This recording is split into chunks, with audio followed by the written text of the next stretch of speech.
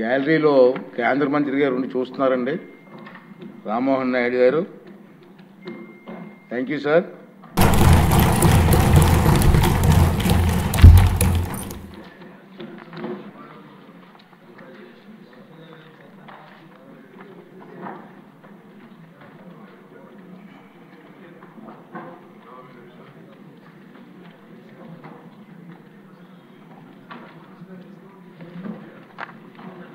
Okay, మరి ఈ budget, వ్యవసాయ బడ్జెట్,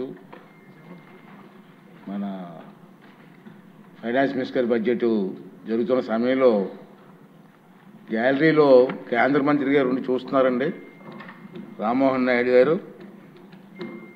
థ్యాంక్ యూ సార్. వారితో పాటు సీఎం రమేష్ గారు, ఎంపీ గారు, యశనేని గారు, వీళ్ళందరూ ఎంపీ గారు కూడా వచ్చి ఉన్నారు.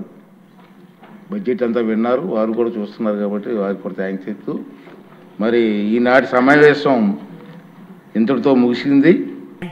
పరిస్థితుల్లో విద్యా వ్యవస్థను చక్కదిద్దే అత్యంత కఠినమైన బాధ్యతను మంత్రి నారా లోకేష్ గారు తన భుజస్కంధాల మీద వేసుకున్నారు.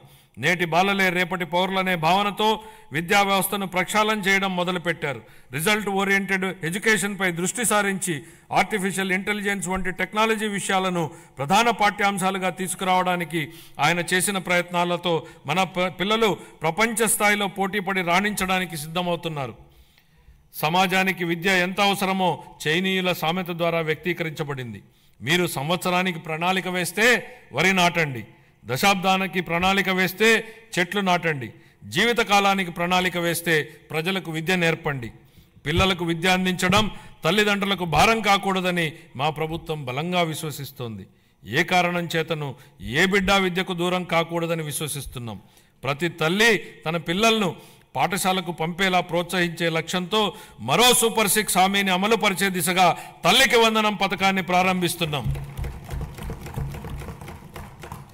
25-26 విద్యా సంవత్సరం నుంచి ఈ పథకం కింద 15,000 రూపాయల ఆర్థిక సహాయాన్ని అందించుతున్నాం. చదువుకునే ప్రతి విద్యార్థి తల్లికి ఈ పథకాన్ని అందించడానికి కేటాయింపులు జరుపుతున్నాం.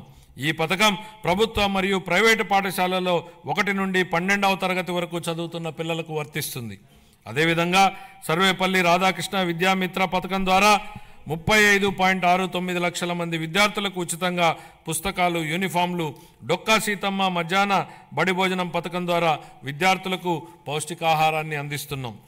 ఉపాధ్యాయులకు స్నేహపూర్వక వాతావరణంలో కూడిన విద్యా వ్యవస్థ కోసం గౌరవనీయ మానవ వనరుల అభివృద్ధి శాఖ మంత్రి నారా లోకేష్ గారి చొరవతో మా ప్రభుత్వం అన్ని ప్రభుత్వ పాఠశాలలకు ఉచిత విద్యుత్తును అందించాలని నిర్ణయించింది.